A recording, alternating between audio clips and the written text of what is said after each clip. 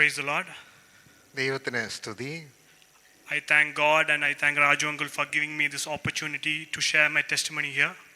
എൻ്റെ സാക്ഷിയോട് പങ്കുവയ്ക്കുവാൻ എനിക്ക് ഈ അവസരം നൽകിയ രാജു അങ്കിളിനോടും സഭയോടും ഞാൻ നന്ദി പറയുന്നു. I'm a bit nervous. ഞാൻ അല്പം പരിഭ്രാന്തിയോടുകൂടി നിൽക്കുകയാണ്. But God helped me. ദൈവം എന്നെ സഹായിക്കട്ടെ. I was in Bangalore when Raju uncle first asked me to share my testimony this New Year's Eve. ഈ നവവത്സര പിറവിയുടെ സമയത്ത് എൻ്റെ സാക്ഷ്യം പങ്കുവയ്ക്കുവാൻ എന്നോട് രാജു അങ്കിൾ പറയുമ്പോൾ ഞാൻ ബാംഗ്ലൂരിലായിരുന്നു. I was a bit hesitant at first because a lot of things were happening in my life. അതുകൊണ്ട് ആരംഭത്തിൽ ഈ കാര്യം പറഞ്ഞപ്പോൾ ഞാൻ അല്പം എൻ്റെ മനസ്സിൽ വിസമ്മതിച്ചു. കാരണം എൻ്റെ ജീവിതത്തിൽ ഒത്തിരി കാര്യങ്ങൾ ആ സമയത്ത് നടന്നുകൊണ്ടിരിക്കുകയായിരുന്നു. But then I told him that I will do it. I will share my testimony. അല്പം ആലോചനയ്ക്ക് ശേഷം ഞാൻ പങ്കുവയ്ക്കാം എന്ന് ഞാൻ കർത്താവിൻ്റെ ദാസനോട് സമ്മതിച്ചു. So the first thing that came to my mind when Raju uncle asked me this was, what is a testimony? സാക്ഷ്യം പറയുവാൻ എന്നോട് രാജൻ പറഞ്ഞ സമയത്ത് എൻ്റെ മനസ്സിൽ വന്ന ഒരു ചോദ്യം, എന്താ ഈ സാക്ഷ്യം എന്ന് പറയുന്നത്? We always compare testimonies, we analyze testimonies, we are critical of testimonies. സാക്ഷ്യം പറയുന്ന സമയത്ത് നമ്മൾ ഈ സാക്ഷ്യം കൊള്ളാമായിരുന്നോ, ആ സാക്ഷ്യമാണോ നല്ലത്, ഇങ്ങനെയൊക്കെയുള്ള ചിന്തകൾ പൊതുവെ നടക്കാറുണ്ട്. But God was telling me this, it's not about you in the first place.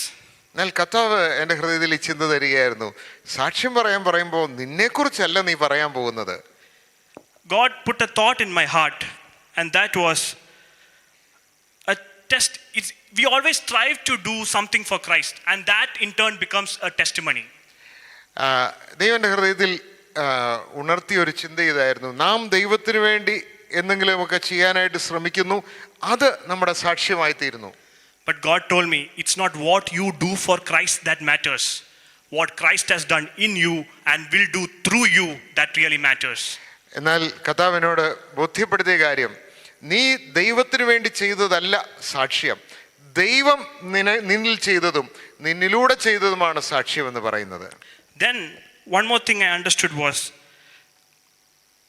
a thought that came to my mind was, a testimony, it's not what you call his story in our story. അതുപോലെ തന്നെ സാക്ഷ്യം എന്ന് പറയുന്നത് എൻ്റെ കഥയിൽ ദൈവത്തിൻ്റെ ഒരു ഉപകഥയല്ല. It's our story in his story. His is the grand central story.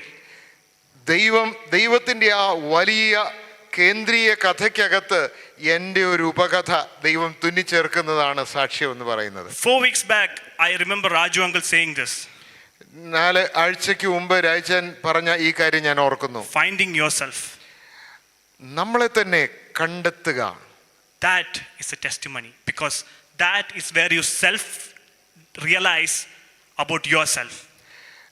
അതാണ് സാക്ഷ്യം എന്ന് പറയുന്നത്. വാസ്തവത്തിൽ നാം ആരാണെന്ന് നാം തിരിച്ചറിയുന്നതാണ് സാക്ഷ്യം. What is that self realization? എന്താണ് നമ്മെ കണ്ടെത്തുക എന്ന് പറയുന്നത്? It's that we are not something, we are nothing, and he is everything. ആ കണ്ടെത്തൽ എന്താണെന്ന് അറിയാമോ? നാം ഒന്നുമല്ല, നാം ഏതുമല്ല, എന്നാൽ അവനാണ് എല്ലാം എന്നുള്ള കണ്ടെത്തലാണ് യഥാർത്ഥ കണ്ടെത്തൽ. So going into my testimony, a lot of things were happening in my life. എൻ്റെ സാക്ഷ്യത്തിലേക്ക് ഞാൻ പോകട്ടെ. എൻ്റെ ജീവിതത്തിൽ ഒത്തിരി കാര്യങ്ങൾ സംഭവിച്ചുകൊണ്ടിരിക്കുകയായിരുന്നു. I had my share of doubts, ups and downs, mostly downs. എൻ്റെ ജീവിതത്തിൽ ഒത്തിരി ഏറ്റക്കുറച്ചിലുകൾ ഉണ്ടായി. കൂടുതലും താഴോട്ട് പോകുന്ന അവസ്ഥകളായിരുന്നു, എൻ്റെ സാഹചര്യങ്ങളായിരുന്നു എൻ്റെ ജീവിതത്തിൽ ഉണ്ടായിരുന്നത്. 2025 was a year where I had made most number of mistakes and blunders in my life. 2025 എൻ്റെ ജീവിതത്തിലേക്കും ഏറ്റവും കൂടുതൽ അബദ്ധങ്ങളും മണ്ടത്തരങ്ങളും വരുത്തിയ വർഷമാണ്. My life was in total shambles. എൻ്റെ ജീവിതം ആകെ ആടി ഉലയുകയായിരുന്നു. I had no clue what to do, where to go, or why I am doing what I am doing. എനിക്ക് എന്ത് ചെയ്യണമെന്നോ എവിടെ പോകണമെന്നോ ഞാൻ ചെയ്യുന്ന കാര്യം എന്തിനാണ് ചെയ്യുന്നതെന്നോ യാതൊരു ഐഡിയയും ഇല്ലായിരുന്നു എനിക്ക്. I went to a village as a missionary for 1 week. അതിനകത്ത് ഒരു കാര്യം സംഭവിച്ചതാണ്. ഒരാഴ്ചത്തേക്ക് ഒരു ഗ്രാമത്തിൽ ഞാൻ ഒരു മിഷണറി ആയി പോയി. Usually people go for years. I just went for 1 week and then just came back. പലരും മിഷണറി ആയിട്ട് പലയിടത്തേക്ക് വർഷങ്ങൾക്കാണ് പോകുന്നത്. പക്ഷേ ഞാൻ ഒരാഴ്ച മിഷണറി ആയിട്ട് ഞാൻ ജീവിച്ചു. The next thing is I tried my hand as a gym trainer. അതിൻ്റെ മറ്റൊരു എക്സ്ട്രീം എന്ന് പറയുന്നത്, ഈ പറഞ്ഞ പോലെ മിഷണറിയെ പോലെ തന്നെ മറുവശത്ത് പിന്നീട് കുറച്ച് കഴിഞ്ഞപ്പോൾ ഞാൻ ഒരു ജിമ്മിൽ ട്രെയിനറായിട്ട് ഞാൻ ജോലി ചെയ്തു. Two polar opposites, right? ഇത് രണ്ട് ധ്രുവങ്ങളിലുള്ള അനുഭവങ്ങൾ. Guess what? I failed everywhere. നിങ്ങൾക്ക് ഊഹിക്കാൻ പറ്റുമോ? എവിടെയെല്ലാം പോയോ, എവിടെയെല്ലാം കൈവച്ചോ, അവിടെയെല്ലാം ഞാൻ പരാജയമായിരുന്നു. I was slumping in my failures and my defeats. എൻ്റെ ആ പരാജയത്തിലും എൻ്റെ തോൽവികളിലും ഞാൻ അടിഞ്ഞു പൊയ്ക്കൊണ്ടിരിക്കുകയായിരുന്നു. Then God was showing me a thing or two about success and failure. ഈ അവസ്ഥയിൽ ദൈവം വിജയങ്ങളെക്കുറിച്ചും പരാജയങ്ങളെക്കുറിച്ചും ഒരു കാര്യം എനിക്ക് വെളിപ്പെടുത്തി. He told me success and failure are both superficialities of life. ജീവിതത്തിൽ വിജയവും പരാജയവും എന്ന് പറയുന്നത് വളരെ ഉപരിപ്ലവമായി മുകളിൽ കൂടെ മാത്രം പോകുന്ന ഒരു ചെറിയൊരു പാടയാണ്. Success and failure are two perpetual things. Failure and success are not perpetual. Sorry. ഈ പരാജയവും വിജയവും എന്ന് പറയുന്നത് ജീവിതത്തിൽ സ്ഥായിയായി നിൽക്കുന്നൊരു കാര്യമല്ല. But our attitude in both these things determine our character. എന്നാൽ ഈ വിജയങ്ങളുടെയും പരാജയങ്ങളിലൂടെയും കടന്നു പോകുന്ന സമയത്ത് നമ്മുടെ മനോഭാവമാണ് നമ്മളെ നിർണയിക്കുന്ന കാര്യം. God told me this. I wrote it down in a diary, and this is what I wrote it down. ദൈവം ഇത് എന്നോട് ഇത് പറഞ്ഞപ്പോൾ ഞാൻ ഇതിൻ്റെ ഡയറിയിൽ ഞാൻ ഇങ്ങനെ എഴുതി. Do not be elated in your success. നിന്റെ വിജയത്തിൽ നീ ആഹ്ലാദപരിതന്ത്രനായി ഇങ്ങനെ പോകണ്ട. Do not be dismayed in your failures. നിന്റെ പരാജയത്തിൽ നീ ക്ഷീണിച്ച് അവശനായി പോവുകയും വേണ്ട. Because your success and failure do not determine who you are. എന്തുകൊണ്ടെന്നാൽ നിന്റെ വിജയമോ പരാജയമല്ല നീ ആരാണെന്ന് നിർവചിക്കേണ്ടത്. But rather whose you are determines who you are. എന്നാൽ നീ ആരുടേതാണ് എന്നുള്ളതാണ് നീ ആരാണെന്നുള്ളതിനെ നിർണയിക്കുന്ന കാര്യം. There my identity crisis just vanished away. അവിടെ എൻ്റെ ഐഡന്റിറ്റി ക്രൈസിസ്, എൻ്റെ ആളത്തെക്കുറിച്ചുള്ള ആ വലിയ സംഘർഷം അത് മാഞ്ഞു പോകുവാനിടയായി. For 8 long years I have been suffering from bipolar disorder and dysthymia and clinical depression. 8 നീണ്ട വർഷങ്ങൾ എൻ്റെ ജീവിതത്തിൽ ഞാൻ ബൈപോളാർ ഡിസോർഡറിലും ഡിസ്തമിയ എന്ന് പറഞ്ഞ മാനസിക ക്ലേശത്തിലൂടെയും ഞാൻ കടന്നു പോവുകയായിരുന്നു. I couldn't sleep for the last 8 years. കഴിഞ്ഞ 8 വർഷങ്ങൾ എനിക്ക് നന്നായി ഉറങ്ങുവാൻ പോലും കഴിഞ്ഞിരുന്നില്ല. I was confined to 4 walls of a room. ഒരു മുറിയുടെ 4 ചുവരുകൾക്കകത്ത് എൻ്റെ ജീവിതം അടയ്ക്കപ്പെട്ടു. I could hear the loud silence of God. എനിക്ക് കേൾക്കാൻ കഴിഞ്ഞ ഒരു വലിയ ഒച്ച എന്ന് പറയുന്നത് ദൈവത്തിന്റെ നിശബ്ദതയുടെ ആ വലിയ ഒച്ചപ്പാട് മാത്രമേ എനിക്ക് കേൾക്കുവാൻ കഴിയുമായിരുന്നുള്ളൂ. I know it's a paradox. Loud silence. ഒച്ചത്തിലുള്ള നിശബ്ദത ഒരു വിരോധാഭാസമാണ് അല്ലേ? But it was really, really deafening to hear the loud silence of God. ദൈവത്തിന്റെ ഉച്ചത്തിലുള്ള ഈ നിശബ്ദത കേൾക്കുന്നത് കാതടപ്പിക്കുന്ന പോലത്തെ അനുഭവമായിരുന്നു. But God in His mercy എന്നാൽ ദൈവം തന്റെ കാരുണ്യത്തിൽ was weaving a wonderful tapestry in His artwork. തന്റെ കലാവിരുതിൽ ഒരു അതിമഹത്തായ ചിത്രത്തയ്യൽ എൻ്റെ ജീവിതത്തിൽ ദൈവം ചെയ്തുകൊണ്ടിരിക്കുകയായിരുന്നു. God was working behind the shadows. ആ നിഴലുകളുടെ പുറകിൽ, ആ നിഴലിന്റെ ഇരുട്ടിന്റെ പുറകിൽ ദൈവം തന്റെ പ്രവൃത്തി ചെയ്തുകൊണ്ടിരിക്കുകയായിരുന്നു. I always say this. ഞാൻ ഇങ്ങനെ പറയാറുണ്ട്, God works in the shadows. ദൈവം ഒരു നിഴലായി നമ്മുടെ ജീവിതത്തിൽ പ്രവർത്തിച്ചു കൊണ്ടിരിക്കുന്നു. But evil lurks in the shadows. എന്നാൽ മറുപുറത്ത് ദുഷ്ടനാകട്ടെ ആ നിഴലുകളുടെ മറവിൽ നമുക്കെതിരെ വേട്ടയാടുമ്പോൾ അതേ നിഴലുകളുടെ മറവിൽ നമ്മുടെ ദൈവം നമുക്കായി പ്രവർത്തിച്ചു കൊണ്ടുവരികയാണ്. He's weaving a wonderful tapestry of our life. We don't know it. പ്രിയമുള്ളവരെ, നമ്മുടെ നിഴലുകൾ വീണ നമ്മുടെ വഴിത്താരയിൽ ദൈവം നമ്മുടെ ജീവിതത്തിൽ ചെയ്തുകൊണ്ടിരിക്കുന്ന മനോഹരമായ ചിത്രത്തയ്യൽ നാം അറിയാതെ തന്നെയാണ് ദൈവം അത് ചെയ്തുകൊണ്ടിരിക്കുന്നത്. Even the devil who lurks in the shadows does not know it. നമ്മളെ വേട്ടയാടിക്കൊണ്ടിരിക്കുന്ന ഇരുട്ടിൽ നമ്മൾ ചില അന്ധകാരത്തിലായിരിക്കുമ്പോൾ നമ്മളെ വേട്ടയാടിക്കൊണ്ടിരിക്കുന്ന ദുഷ്ടന് പോലും ദൈവം നമ്മുടെ ജീവിതത്തിൽ തുന്നിച്ചേർത്തുകൊണ്ടിരിക്കുന്ന ചിത്രത്തെക്കുറിച്ച് ഒരു ഐഡിയയുമില്ല. Now I want to share a poem that I wrote years back, very close to my heart. വർഷങ്ങൾക്ക് മുമ്പ് ഞാൻ എഴുതിയ ഒരു കവിത ഞാൻ വായിച്ചു കേൾപ്പിക്കട്ടെ. അതെൻ്റെ ഹൃദയത്തോട് വളരെ ചേർന്നിരിക്കുന്ന ഒരു കവിതയാണ്. Break me, O master. എൻ്റെ യജമാനനെ നീ എന്നെ നുറുക്കിയാട്ട്. Break me till you see yourself. അങ്ങേ തന്നെ എന്നിൽ അങ്ങ് കാണും വരെയും നീ എന്നെ നുറുക്കണമേ. Let Christ bleed from the scars. Let Christ bleed from the scars in whose image I am made. ഏത് ക്രിസ്തുവിൻ്റെ സ്വരൂപത്തിലാണോ ഞാൻ ഉരുവാക്കപ്പെട്ടിരിക്കുന്നത്, ആ ക്രിസ്തു എൻ്റെ മുറിപ്പാടുകളിലൂടെ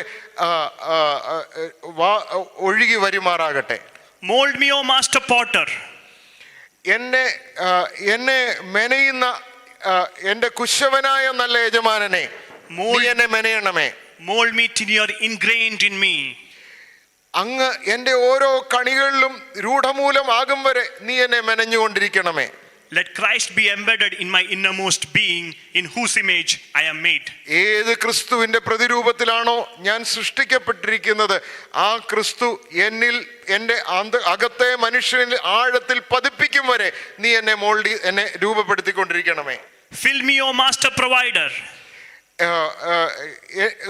ഓ വലിയ ദിവ്യ ദാതാവേ, എനിക്കായി സകലതും കരുതുന്നവനെ എന്നെ നിറയ്ക്കണമേ. Fill me till the spirit overflows from me. എന്നിൽ നിന്ന് അവിടുത്തെ ആത്മാവ് കവിഞ്ഞൊഴുകുന്നത് വരെ എന്നെ നിറയ്ക്കണമേ. Let Christ be poured out, in whose image I am made. ഏത് ക്രിസ്തുവിൻ്റെ സ്വരൂപത്തിലാണോ നീ എന്നെ മെനഞ്ഞുകൊണ്ടിരിക്കുന്നത്, ആ ക്രിസ്തു എന്നിൽ നിന്ന് പ്രവഹിക്കും വരെയും നീ എന്നെ നിറയ്ക്കണമേ. Send me, O master. എൻ്റെ യജമാനെ നീ എന്നെ അയക്കണമേ. Send me to the ends of the earth. ഈ ലോകത്തിന്റെ ഏതറ്റം വരെയും നീ എന്നെ അയക്കണമേ. Let Christ come with me, in whose image I am made. ഏത് ക്രിസ്തുവിന്റെ രൂപത്തിലാണോ എന്നെ മെനയുന്നത്, ആ ക്രിസ്തു അവിടുത്തെ സാന്നിധ്യം എൻ്റെ കൂടെ പോരുമാറാകണമേ. Weave me, O master weaver. മഹാനായ ആ നെയ്ത്തുകാരാ, എന്നെ നീ നെയ്തെടുക്കണമേ. Weave me till I become your tapestry. ഞാൻ നിന്റെ ചിത്രപ്പണിയാകും വരെയും നീ എന്നെ നെയ്തെടുക്കണമേ. Let Christ be the grand weaver, in whose image I am weaved. ഏത് ക്രിസ്തുവിന്റെ രൂപത്തിലാണോ ഞാൻ നെയ്തെടുക്കപ്പെട്ടുകൊണ്ടിരിക്കുന്നത്, ആ ക്രിസ്തു എൻ്റെ നെയ്ത്തുകാരനായിരിക്കട്ടെ. What can separate us from the love of Christ? ക്രിസ്തുവിന്റെ സ്നേഹത്തിൽ നിന്ന് നമ്മളെ ഏതൊന്നിന് വേർപിരിക്കുവാൻ കഴിയും? Not breaking, nor molding, nor filling. Nothing can separate us from the love of Christ. Only our master and our Rabboni can do this to us. നുറുക്കങ്ങൾക്കോ നിറവലുകൾക്കോ ഒന്നിനും നമ്മളെ ക്രിസ്തുവിൻ്റെ സ്നേഹത്തിൽ നിന്ന് അകറ്റി നിർത്തുവാൻ കഴിയത്തില്ല. നമ്മുടെ യജമാനനായ നമ്മുടെ കർത്താവാണ് ഇതിലേക്കൊക്കെയും നമ്മളെ നടത്തുന്നവൻ. This is a quote I wrote a few months back and very close to my heart. ചില മാസങ്ങൾക്ക് മുമ്പ് ഞാൻ എഴുതിയ ഒരു കോട്ട് എൻ്റെ ഹൃദയത്തോട് ചേർത്ത് വെച്ചിരിക്കുന്നതും ഞാൻ പറഞ്ഞുകൊള്ളട്ടെ. Our abilities does not define. നമ്മുടെ കഴിവുകൾ നമ്മളെ നിർവചിക്കുന്നില്ല. Our afflictions does not confine. നാം കടന്നു പോകുന്ന ക്ലേശങ്ങൾ നമ്മളെ ഒടുക്കിക്കളയുന്നില്ല. But the allocation of the divine. എന്നാൽ സ്വർഗം എനിക്കായി നിർണയിച്ചിരിക്കുന്നത് എന്തെല്ലാമാണോ, sets us to our destinies. അവയാണ് എൻ്റെ ഉദ്ദിഷ്ട ലക്ഷ്യത്തിലേക്ക് എന്നെ എത്തിക്കുന്നത്. After 10 years of being a Christian, I understood one thing. കഴിഞ്ഞ 10 വർഷങ്ങളായുള്ള ക്രിസ്തീയ ജീവിതം ജീവിച്ചതിൽ ഞാൻ മനസ്സിലാക്കിയ ഒരു കാര്യം, Christianity is not for the faint-hearted. ക്രിസ്തീയത not for the faint Faint hearted. hearted. ക്രിസ്തീയത ക്ഷീണഹൃദയങ്ങൾക്കുള്ളതല്ല, Nor for the brave hearted. ഇനിയും ചങ്കൂറ്റമുള്ള ഹൃദയങ്ങൾക്കുള്ളതുമല്ല. It's for those who are pure in heart. മറിച്ച് ഹൃദയത്തിൽ ഏകാഗ്രതയോടെ നിർമ്മലതയോടെ ഇരിക്കുന്നവർക്കുള്ളതാണ്. The church, Christian Fellowship Church, CFC Kottayam, has been of great help to me and my family in all the aspects. Christian fellowship church Kottayam എനിക്കും എൻ്റെ കുടുംബത്തിനും എല്ലാ വിധത്തിലും ഒരു വലിയ കൈത്താങ്ങായിരുന്നു. I have known Raju uncle for the past 12 years. I always enjoyed his company, his preaching, his word he delivers from the stage, his advice, his corrections. I always enjoyed all these things. ഈ കഴിഞ്ഞ 12 വർഷങ്ങൾ ഞാൻ രാജു അങ്കിളിനെ ഞാൻ അറിയുന്നു.